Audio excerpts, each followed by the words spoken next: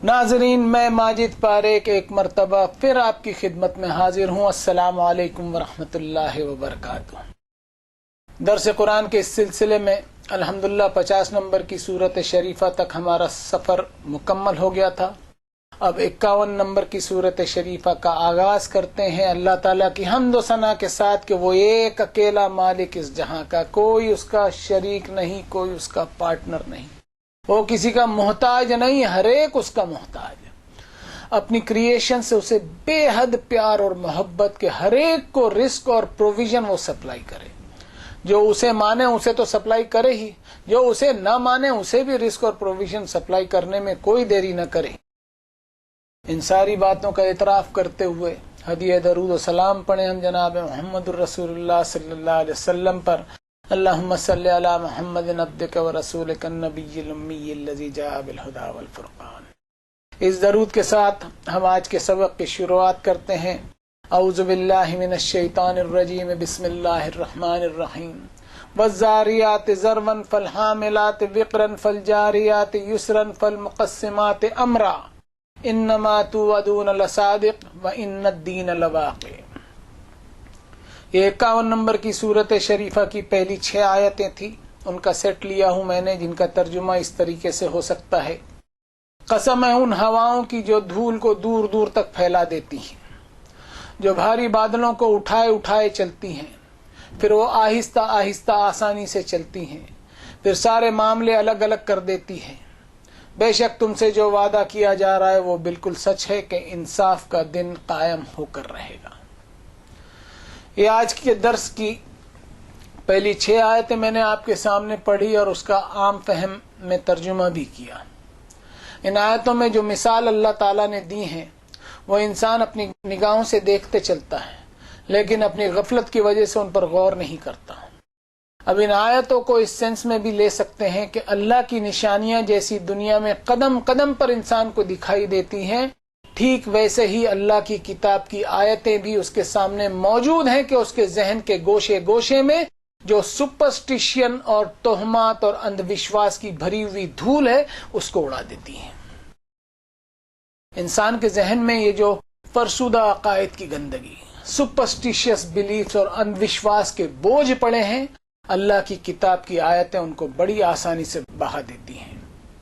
تبارک الذی نزل الفرقان علی عبدہ لیکون للعالمین نذیرا۔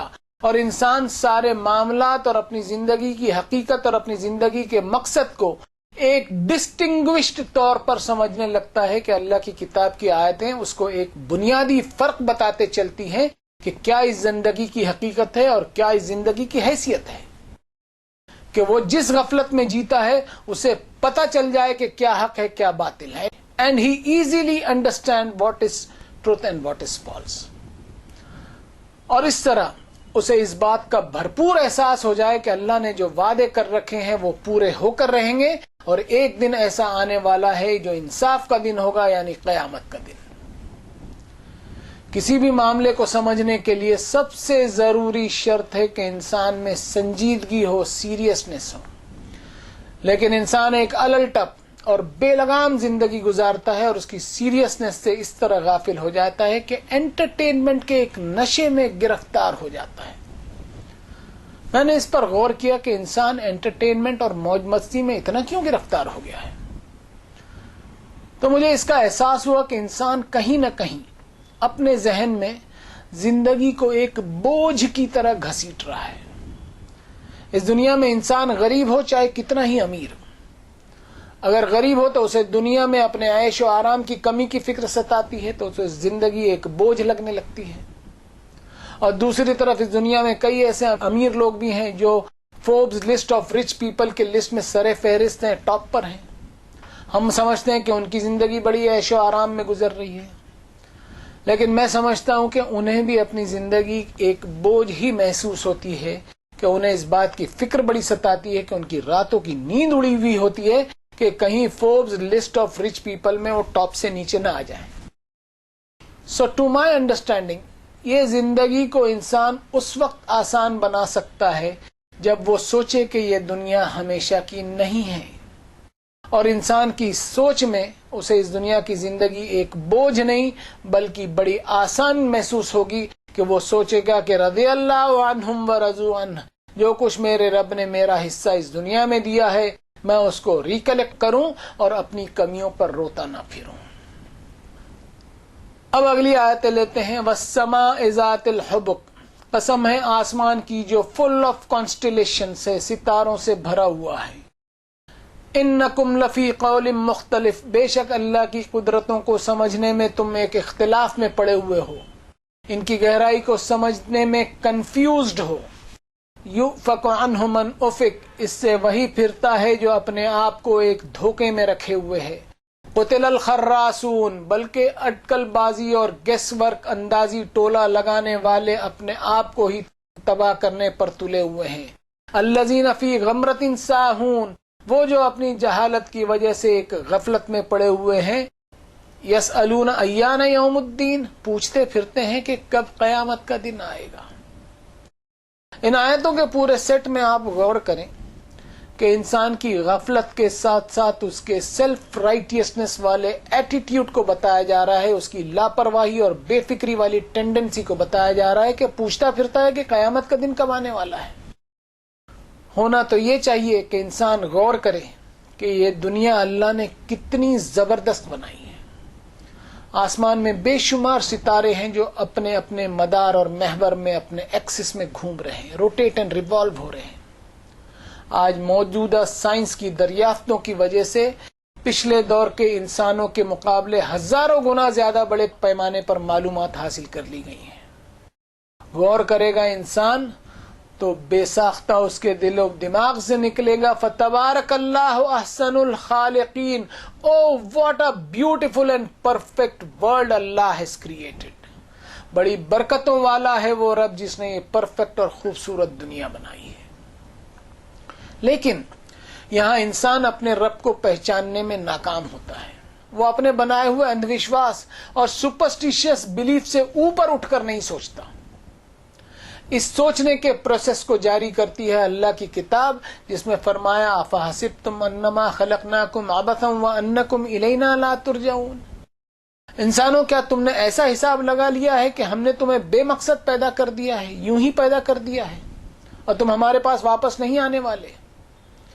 اگر انسان سوچے گا تو پائے گا کہ اس کی زندگی ہمیشہ کی ہے۔ یہ موت ہی وہ ذریعہ ہے جس سے انسان ایک دنیا سے دوسری دنیا میں جائے گا۔ کسی کے مرنے پر ہم کہتے ہیں کہ اس کا انتقال ہو گیا، یعنی وہ اس دنیا سے دوسری دنیا میں منتقل ہو گیا۔ ہندی میں بھی کہا جاتا ہے کہ پرلوک سدھار گئے، یعنی دوسرے لوک میں چلے گئے۔ اب اس سے سمجھا جائے کہ انسان کی زندگی کو سنسار کے مالک نے دو حصوں میں بانٹا ہے۔ اس کی عمر کے ایک حصے کو موت کے پہلے مرحلے میں رکھا، یعنی پری ڈیتھ پیریڈ، اور پھر دوسرا حصہ موت کے بعد والا ہوگا جس کو پوسٹ ڈیتھ پیریڈ کہا جاتا ہے۔ اور جب اس دنیا کا خاتمہ ہوگا تب قیامت واقع ہوگی اور ڈے آف ججمنٹ قائم ہوگا۔ اس وقت سنسار کا مالک انسانوں سے اس دنیا میں بتائے ہوئے جیون کا حساب لے گا۔ یہ وہ حقیقت ہے جو کوئی سائنس نہیں بتا سکتی۔ یہ وہ حقیقت ہے جس کا کوئی انسان مشاہدہ نہیں کر سکتا، ایکسپیرینس نہیں کر سکتا۔ اس لیے نہیں کر سکتا کہ مرنے کے بعد کوئی اس دھرتی پر واپس نہیں آیا کہ اپنا ایکسپیرینس دوسروں سے شیئر کر سکے۔ ضرورت ہے کہ انسان اپنے سامنے دکھائی دینے والی قدرتوں کو پہچانے اور اس دنیا کے بعد والی زندگی کی حقیقت کو تسلیم کرے اور اپنی زندگی کے دھوکے سے باہر آئے، اپنی اٹکل بازی اور گیس ورک سے باہر آئے اور اپنی زندگی میں سنجیدگی اور سیریسنس لائے۔ مثال ہم لے سکتے ہیں کہ کوئی عمارت اگر کئی برسوں سے خالی پڑی ہوئی ہو اور اس میں کوئی انسان نہ رہتا ہو تو اس پر جانور قبضہ کر لیتے ہیں، جس میں بندر بھی پائے جاتے ہیں جو اچھل کود کرتے ہیں، شور شرابہ مچاتے رہتے ہیں۔ ایسی کوئی عمارت کو اگر ہم دیکھیں تو بے ساختہ ہم محسوس کریں گے کہ یہ جانور جس عمارت پر آج قبضہ کیے ہوئے ہیں وہ اس عمارت کا ایک ناجائز استعمال کر رہے ہیں، بلکہ ایک قسم کا مجرمانہ استعمال کر رہے ہیں، کرمنل یوزیج کر رہے ہیں۔ ان جانوروں کو اس بات کا ذرا بھی احساس نہیں ہے کہ اس بلڈنگ کو بنانے والے نے کس مقصد کے لیے، کس پرپس کے لیے بنایا تھا۔ یہ مثال آج دنیا کے انسانوں پر بالکل فٹ بیٹھتی ہے کہ انسان ایک انتہائی غیر ذمہ دارانہ زندگی جی رہا ہے اور وہ اس بات کو سوچنے کے لیے تیار ہی نہیں ہو رہا ہے کہ اس دنیا کو بنانے کے پیچھے سنسار کے مالک کا مقصد کیا ہے. اب اس سوچ کی وجہ کیا ہے؟ اس پر اگر غور کیا جائے تو ہمیں محسوس ہوگا کہ انسان ایک انجوائمنٹ کلچر میں گرفتار ہو گیا ہے اور یہاں تک کہ گرفتار ہو گیا ہے کہ اس کے دین دھرم میں، اس کے مذہب میں اور اس کی عبادتوں میں بھی انجوائمنٹ داخل ہو گیا. اب اس بات سے ہم محسوس کریں کہ انسان اور جانور میں فرق کیا ہے. انسان اپنے سامنے جانوروں کو دیکھ کر سبق لے کہ جانور صرف اپنے ذاتی مفاد اور اپنے پرسنل انٹرسٹ کے لیے جیتا ہے اور انسان اپنے پرسنل انٹرسٹ کے ساتھ ساتھ ایک ایسی ذمہ داری کی زندگی جینے کے لیے اس دنیا میں پیدا کیا گیا ہے کہ وہ اپنی آنے والی ہمیشہ کی آخرت کی دنیا کو کامیاب بنانے کی کوشش میں جیون گزارے. This will be the real understanding of this world. اب ان سیریسنس اور سنجیدگی کو اگنور کرنے کا نتیجہ کیا ہونے والا ہے وہ اگلی آیتوں میں بتائے گا. یوم ہم علی النار یفتنون ذوقوا فتنتکم ھذا الذی کنتم بہ تستعجلون. جس دن وہ آگ میں تپائے جائیں گے، کہا جائے گا کہ چکھو، بھگتو اب وہ سزا جس کی تمہیں بڑی جلدی ہوا کرتی تھی. ان آیتوں میں اللہ نے انسانوں کی لاپرواہی کا نتیجہ بتایا کہ کیا ہونے والا ہے. دراصل انسان کسی بھی مذہب کا ماننے والا ہو، اس مذہب کی اصل، اس کی ریئلٹی، اس میں انسانی قدریں، ہیومن ویلیوز، اس میں اس دنیا کے بنائے جانے کی حقیقت، انسان کے اس دنیا میں پیدا کیے جانے کا مقصد رسم و رواج اور ریچولسٹک پریکٹس کے بلینکٹ کے نیچے دب کر رہ گئی ہے. ہم کسی بھی مذہب میں دیکھیں کہ اس کی کوئی بھی مذہبی تقریب یا ریلیجیس ایونٹ جتنا شور شرابہ، جتنا ریلیجیس فرور اور دھارمک اتساہ اور جوش خروش سے منایا جاتا ہے، اتنا ہی وہ حقیقت سے دور اور ارریلیونٹ اور غیر اہم ہوتا ہے. اور اسلام اس میں کوئی ایکسیپشن نہیں ہے، کیونکہ یہ سارے ایونٹس موج مستی، انٹرٹینمنٹ اینڈ انجوائمنٹ بیسڈ ہوتے ہیں، جن میں اللہ تعالیٰ کی بندگی کے جذبات، اس کے خوف سے لرزنے کا معاملہ، اس کے شکر ادا کرنے کا احساس، عجز اور انکساری، ہمبلنس اینڈ گریٹفلنس دور دور تک دکھائی نہیں دیتی، بلکہ ایک شور شرابہ اور اپنی مذہبیت کے دکھاوے کے ایک تماشے کے علاوہ کچھ نہیں ہوتا. اور مذہب کے نام پر یہ ساری ڈرامے بازیاں انسان کو قیامت کے تعلق سے نہ صرف بے خوف کر دیتی ہے، بلکہ اس کے دل و دماغ میں اللہ کے حساب کا ایک مذاق بن کر رہ جاتا ہے. اب اگلی آیتوں میں فرمایا ان المتقین فی جنات وعیون آخذین ما آتاہم ربہم انہم کانوا قبل ذلک محسنین. بے شک تقوی والے اور گاڈ کانشیسنس والے لوگ ایسی جنتوں میں ہوں گے جن میں باغات اور جھرنے ہوں گے، پا رہے ہوں گے جو کچھ ان کے رب نے انہیں دیا. وہ اس دنیا میں بڑھ چڑھ کر نیکیاں کرنے والے لوگ تھے. پچھلی آیتوں میں جن میں جہنم کا ذکر ہے، اس کے شارپ کنٹراسٹ میں اب ان آیتوں میں جنتیوں کے تعلق سے بیان کیا جا رہا ہے کہ یہ لوگ کیسے اپنے رب کی نعمتوں کو انجوائے کر رہے ہوں گے. جنت کا یہ انجوائمنٹ انہیں اس لیے مل رہا ہوگا کہ زُيِّنَ لِلَّذِينَ كَفَرُوا الْحَيَاةُ الدُّنْيَا وَيَسْخَرُونَ مِنَ الَّذِينَ آمَنُوا. اس دنیا میں انہوں نے انجوائمنٹ کلچر سے بچتے بچاتے دنیا میں جینے کی ذمہ داریاں اور ڈیوٹیز کو نبھایا تھا. اپنے رب کی وحدانیت اور اس کے ایک اکیلے مالک ہونے کا احساس ہمیشہ ان کے ذہنوں میں ہوا کرتا تھا. اور والذین اتقوا فوقہم یوم القیامہ واللہ یرزق من یشاء بغیر حساب. قیامت کے حساب لیے جانے کا خطرہ اپنے سروں پر ایک بوجھ کی طرح محسوس کرتے ہوئے اپنے رب کی مرضی والا جیون جیا تھا. دراصل ہم نے جنت کو بڑا آسان اور سستا سودا سمجھ لیا ہے کہ ہم مسلم گھرانے میں پیدا ہو گئے یعنی جنت کا پروانہ مل گیا. پورے قرآن مجید میں ہم دیکھ لیں کہیں یہ بات نہیں ملے گی. اب آتے ہیں اگلی آیتوں پر جن میں جنت والے لوگوں کا اس دنیا میں ایسا کیا کام تھا کہ اللہ نے انہیں ہمیشہ کی انجوائمنٹ سے نوازا. کانوا قلیلا من اللیل ما یہجعون وبالاسحار ہم یستغفرون۔ راتوں میں ان کی نیند میں اطمینان نہیں ہوتا تھا بلکہ ایک بے چینی ہوا کرتی تھی، اور صبح سویرے وہ اپنے مالک کے سامنے معافیاں مانگا کرتے تھے۔ راتوں کی نیند میں بے چینی یعنی کوئی ایسیڈیٹی کی وجہ سے بے چینی نہیں، بلکہ اللہ تعالیٰ کی ناراضگی نہ مول لے بیٹھیں اس بات کی بے چینی انہیں ستاتی تھی، اور صبح سویرے وہ اپنے مالک سے معافی مانگا کرتے تھے۔ راتوں کو سونے سے پہلے انہوں نے جو دن گزارا تھا اس پر غور کیا، اپنے دن کی ایکٹیویٹیز کا ایک ایسسمنٹ کرنے پر انہیں محسوس ہوا کہ انجانے میں وہ اپنے رب کی ناراضگی والا کتنا کام کر گئے، تو اس پر اپنے رب سے گڑ گڑا کر معافی طلب کرتے تھے۔ سنجیدگی انسان کو ایک کیئرلیسنس سے باہر لا کر ایک کیئرفل سٹیج پر لاتی ہے، لاپرواہی کی دنیا سے اسے پرواہ والی دنیا میں لاتی ہے، اور اس طرح انسان کا سرکش مزاج اور ریبیلیس ایٹیٹیوڈ اور اپنے رب کے سامنے بغاوت والا مزاج رخصت ہو جاتا ہے۔ اور اتنا ہی نہیں، ان کی خوبیاں پھر اگلی آیتوں میں بیان کی گئی ہیں۔ وَفِي أَمْوَالِهِمْ حَقٌّ لِلسَّائِلِ وَالْمَحْرُومِ۔ ان جنتیوں کی خوبیاں یہ تھی کہ وہ جانتے تھے کہ ان کے مال میں، ان کے پوزیشنز اینڈ بلانگنگز میں سوال کرنے والوں کا حق نکلتا ہے اور محروموں کا بھی حق نکلتا ہے۔ زندگی کے تعلق سے سنجیدہ لوگوں کا معاملہ ایسا ہوتا ہے کہ انہیں اس دنیا میں اپنی ڈیوٹیز کی فکر رہتی ہے۔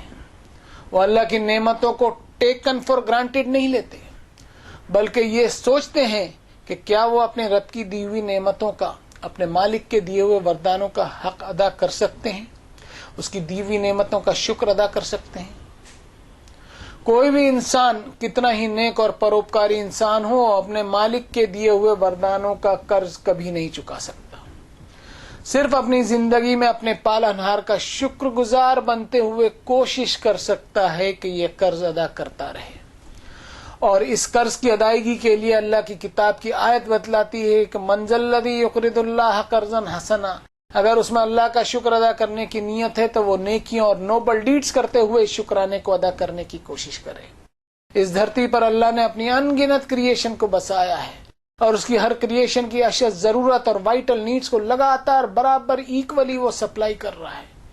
اب انسان یہ یاد رکھے کہ اس میں اس کا حصہ سارا کے سارا نہیں، بلکہ 1 divided by all the created beings اتنا ہی ہے۔ اور اللہ کی کچھ نعمتیں اس نے واللہ یرزق من یشاء بغیر حساب، کچھ نعمتیں اس نے انسانوں کو ابنڈنٹلی اور بے حساب دی ہیں۔ اب انسان کی ڈیوٹی بنتی ہے کہ اللہ کی بے حساب چیزوں میں سے ان لوگوں کے لیے فائدہ مند بن جائے جو بیچارے محروم ہیں، ان لوگوں کے لیے بینیفیشل بن جائیں جو بیچارے ونچت ہیں۔ والذین فی اموالہم حق معلوم للسائل والمحروم، لوگوں کو ان کے حقوق، لوگوں کو ان کے ادھیکار دیتا چلا جائے، یہ سوچتے ہوئے کہ جو کچھ اس کے پاس ہے اس میں سے انسانوں کے لیے اسے کنٹریبیوٹ کرنا ہے، اور اس کنٹریبیوشن میں اس کو کبھی کسی پر کوئی احسان نہیں جتلانا ہے، بلکہ یہ سمجھتے ہوئے کنٹریبیوٹ کرنا ہے کہ لوگوں کا اس پر ادھیکار نکلتا ہے جسے اس کو ادا کرنا ہی کرنا ہے، اس لیے کہ جو بھی وہ چیز حاصل کیے ہوئے ہے وہ اس کی خود کی پراپرٹی نہیں ہے بلکہ اس کا اصل مالک رب ہے۔ اب آخری کی 4 آیتیں لیتے ہیں۔ وَفِي الْأَرْضِ آيَاتٌ لِّلْمُوقِنِينَ وَفِي أَنفُسِكُمْ أَفَلَا تُبْصِرُونَ وَفِي السَّمَاءِ رِزْقُكُمْ وَمَا تُوعَدُونَ فَوَرَبِّ السَّمَاءِ وَالْأَرْضِ إِنَّهُ لَحَقٌّ مِّثْلَ مَا أَنَّكُمْ تَنطِقُونَ۔ اور زمین میں اللہ تعالیٰ کو پہچاننے کے لیے اور یقین کرنے کے لیے نشانیاں بھری پڑی ہیں، اور اتنا ہی نہیں، خود انسان کے اندر بھی نشانیاں موجود ہیں۔ کیا تمہاری نگاہیں کام نہیں کر رہی ہیں؟ اور آسمان سے تمہارے رزق کا بندوبست ہے، اور اس دن کا بھی جس کا وعدہ تم سے کیا جاتا ہے۔ سو قسم ہے آسمان اور زمین کے رب کی کہ یہ ویسی ہی حقیقت ہے جیسا تم اپنی بول چال کرتے ہو۔ زمین پر اللہ کی قدرتوں کی نشانیوں کی کوئی کمی نہیں ہے۔ کمیاں اگر ہیں تو انسان کے عقل اور کامن سینس کے استعمال کرنے میں ہے۔ ایک معمولی گھاس کے تنکے سے لے کر ہمالیہ پہاڑ تک اللہ کی نشانیاں موجود ہیں، اور وہ چیزیں جو انسان ابھی تک ڈسکور نہیں کر سکا ان میں بھی نشانیاں ہیں، اور اتنا ہی نہیں، انسان کی خود کی پیدائش سے لے کر اس کی موت تک اور اس کے جسم کے ایک ایک پارٹس میں اللہ کی نشانی موجود ہے۔ ضرورت ہے کہ انسان اپنا کامن سینس اپلائی کرے، اور اس کامن سینس کو اپلائی کرنے کے لیے کوئی راکٹ سائنس کی ضرورت نہیں ہے، بلکہ تھوڑی سی عقل کا استعمال درکار ہے۔ یہ زمین کا قسم قسم کے نباتات کا اگانا، جس میں اس دھرتی کی ہر مخلوق کی خوراک کا انتظام، یہ کس نے کیا؟ کس نے اس زمین میں یہ ساری کوالٹیز ڈالی؟ یہ سوچنے کے لیے کوئی بڑا سائنسداں بننے کی ضرورت نہیں۔ اور پھر اگر انسان کوئی بڑے سے بڑا سائنسداں بن بھی جائے تو اس کے لیے بھی اس دھرتی پر اور انسانی جسم میں نشانیاں ہی نشانیاں موجود ہے۔ انما یخشی اللہ من عبادہ العلماء ان اللہ عزیز غفور۔ انسان جتنا ان ڈیپتھ اور گہرائی میں جائے گا، اس کے دل میں اتنی ہی اللہ کی خشیت آئے گی۔ اب جو شخص یقین کرنے کے لیے اپنی عقل کے دروازوں کو بند کر دے تو اس کی نگاہیں ان ساری چیزوں کو دیکھے گی تو ضرور، لیکن اس میں اللہ پر ایمانی کیفیت طاری نہیں ہوگی اور نہ ہی اسے کسی بات پر کوئی یقین آئے گا۔ یہ وہ تھا جو کچھ اللہ نے مجھ ناچیز کو سجھایا، جو میں نے آپ کے سامنے پیش کرنے کی ایک معمولی سی کوشش کی۔ اللہ اسے قبول فرمائے۔ اب آج کے درس کو اس بات پر کنکلوڈ کرتے ہیں جس میں فرمایا فَإِنَّهَا لَا تَعْمَى الْأَبْصَارُ وَلَكِنْ تَعْمَى الْقُلُوبُ الَّتِي فِي الصُّدُورِ۔ انسان کی آنکھیں اگر اندھی ہو جائیں تو بات اتنی بگڑتی نہیں، لیکن اگر انسان نے اپنے سوچنے سمجھنے کی نگاہیں جان بوجھ کر بند کر لی تو معاملہ پورا بگڑ جاتا ہے۔ Thank you very much for your patience. May God bless all of us.